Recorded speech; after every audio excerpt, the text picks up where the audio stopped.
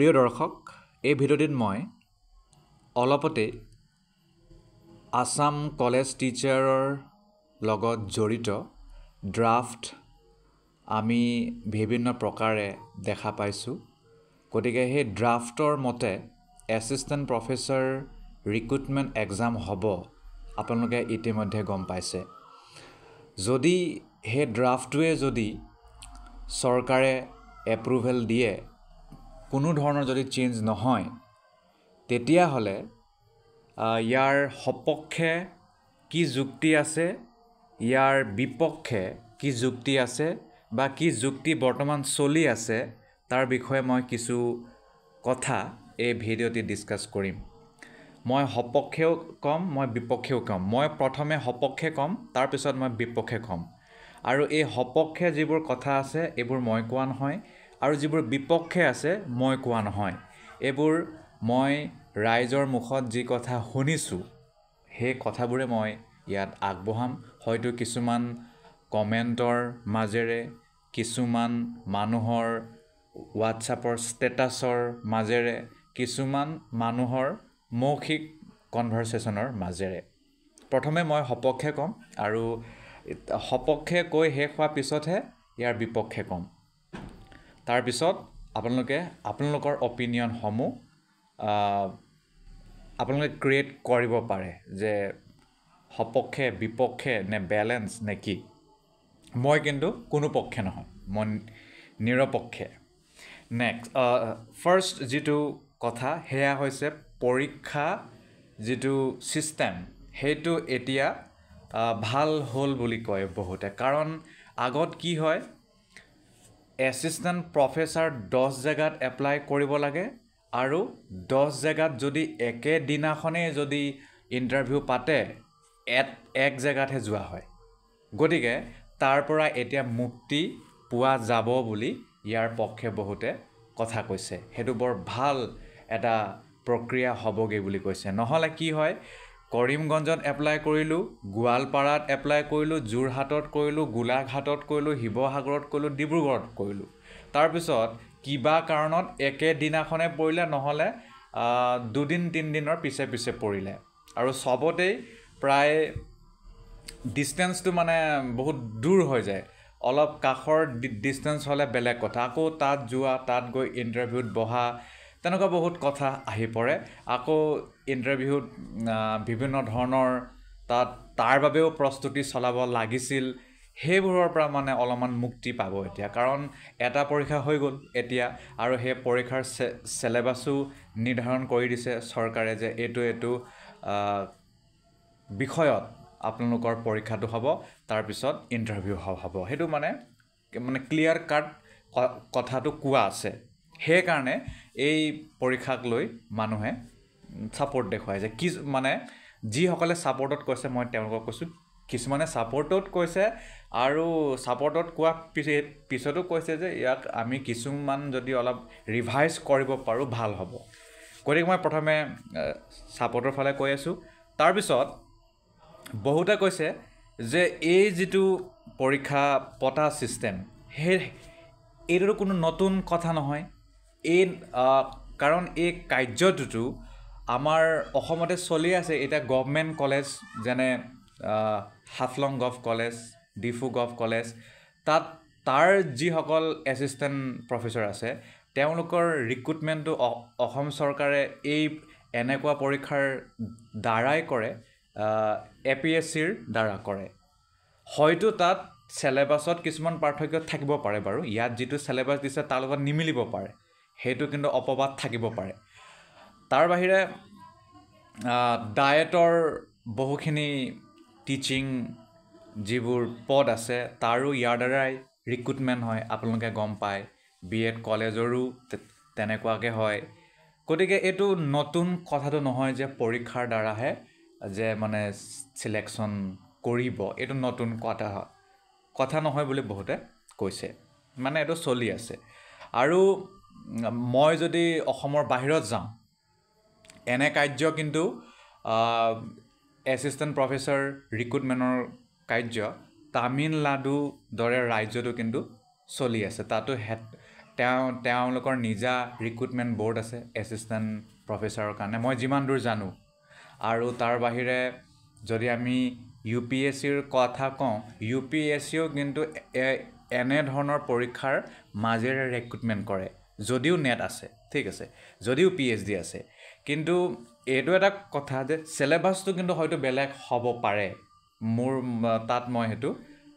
তাত বাৰু সীমিত জ্ঞান আছে তাৰ বাহিৰে যদি আমি অন্যান্য ৰাজ্যৰ কথা কওঁ বিভিন্ন ৰাজ্যত যেনে ৰাজস্থান তো তাত কি হয় আৰু আছে বহুত তাত তেওঁলোকৰ আমাৰ অসমত যেনেকৈ APSC তেওঁলোকৰো তেনেকুৱাকৈ PSC অৰ্গেনাইজেশ্যন আছে গভৰ্ণমেণ্টৰ তেওঁলোকেও একেধৰণে পৰীক্ষাটো পাতি সিলেকশ্যন কৰে ঠিক আছে খালি সিলেবাসটো বেলেগ কিন্তু ঠিক আছে গতিকে এইটো মানে খুব একেবাৰে নতুন কথা নহয় বুলি কয় বহুতে ঠিক আছে নেক্সটটো হৈছে এতিয়া বহুতে কি কয় যে কিছুমান শিক্ষানুষ্ঠানত মাৰ্কছ বহুত দিয়া হয় মাষ্টাৰ ডিগ্ৰীতে হওক গ্ৰেজুৱেশ্যনতে হওক বহুত বেছি মাৰ্কছ দিয়া হয় গতিকে কিছুমানে বহুত মানে চেষ্টা কৰিও বহুত চোকা হোৱা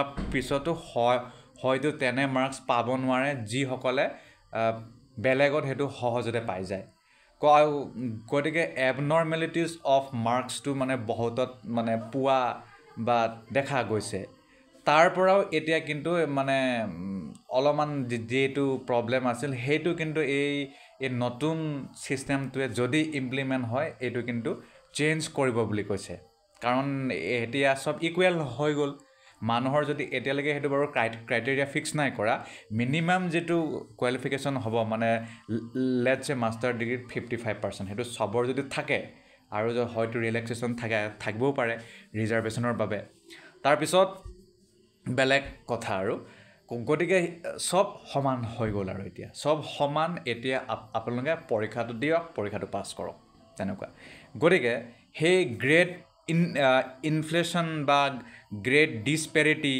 সেইটো এটা নাইকিয়া হ'ল বুলি কৈছে তেনেকুৱা বহুতে কয় আৰু যাৰ মানে সেই চিন্তাধাৰাত যিয়ে বিশ্বাস কৰে তাৰ বাহিৰে এতিয়া আৰু এটা কথা ফিক্স হ'ল যে পৰীক্ষা কেতিয়া হ'ব কেতিয়া ৰিজাল্ট দিব বা মানে কেনেকুৱা কোড কি খালি আছে সেইটো কিন্তু এটা ক্লিয়াৰ হ'ব আগত সেইটো নাছিলে আগত ফটককে কোনোবা এটা কলেজত ওলাব এটা পোষ্ট বহুত দিনৰ মূৰত আকৌ নেক্সট এটা কলেজত ওলাব এটা পোষ্ট গতিকে সেইটো বৰ খেলিমেলি আছিলে এতিয়া একেবাৰে উলিয়াই দিব সেই ড্ৰাফটত লিখা মতেতো বছৰি দুবাৰ সাকে লিষ্ট মানে ভ্যাকেন্সি আৰু ৰিক্ৰুটমেন্ট প্ৰসেস চলিব গতিকে সেই ৰাস্তাটো মানে ভাল হ'ব বুলি কৈছে নহলে বহুতে PhD হয়তো কৰি ল'ব নেট কৰি ল'ব মাষ্টাৰ ডিগ্ৰী কৰি ৰৈ থাকিব যে কেতিয়া ওলাব ইয়াত এপ্লাই কৰিব তাত এপ্লাই কৰিব তেওঁ যেটো হয়তো এপ্লাই কৰিব বিচাৰিছে হেতু মানে নোলায়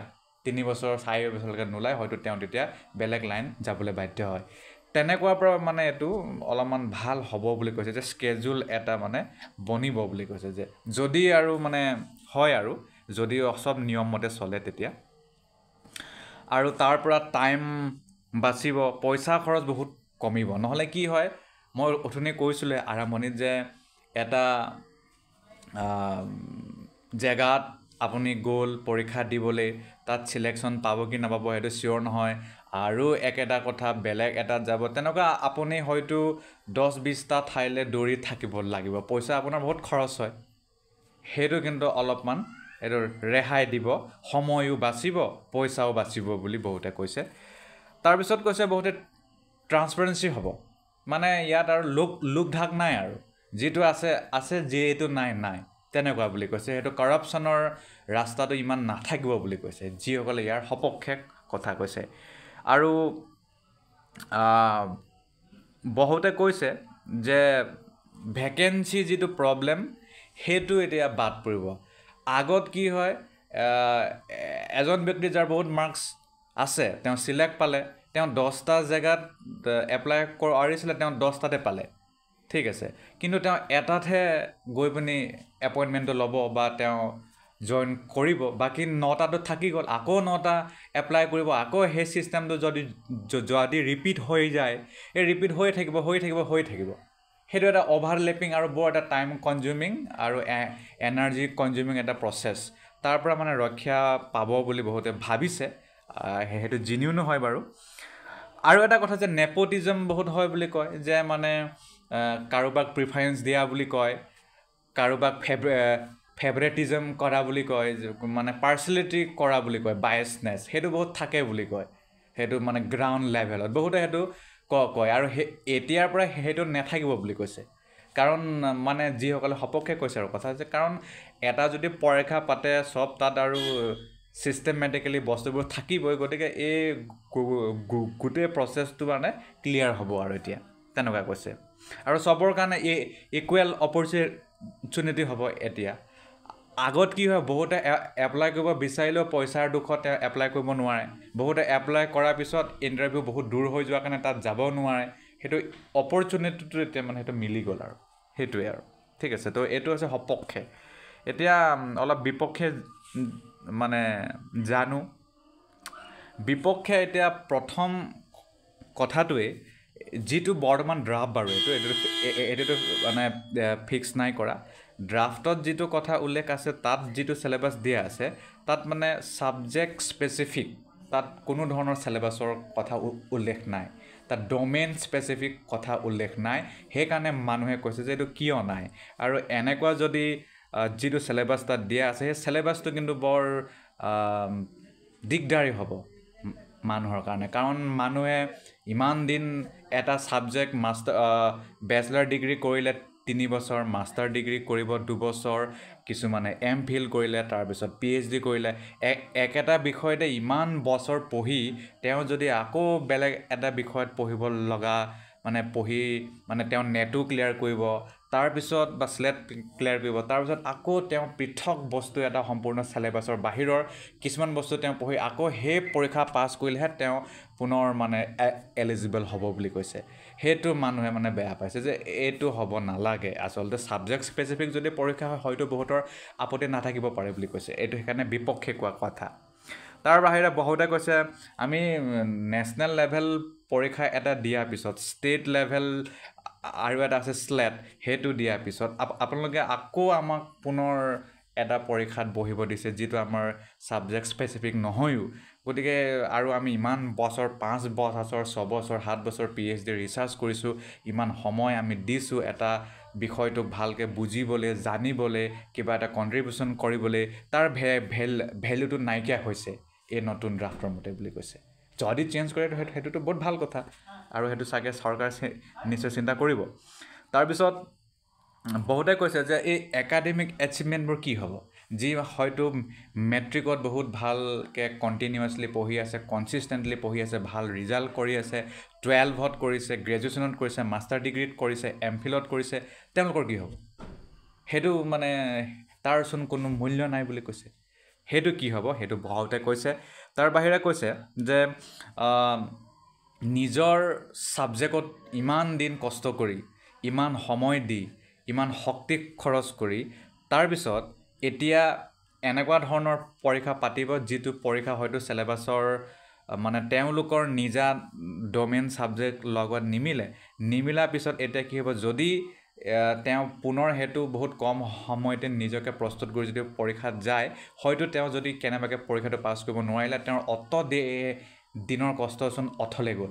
তাৰ কাৰণেতো কিবা এটা ৰাস্তাটো খোলা থাকিব লাগে, বা কিবা এটা প্ৰভিজন থ'ব লাগে বুলি মানুহে ইয়াৰ বিপক্ষে কিছুমানে কথা কৈছে।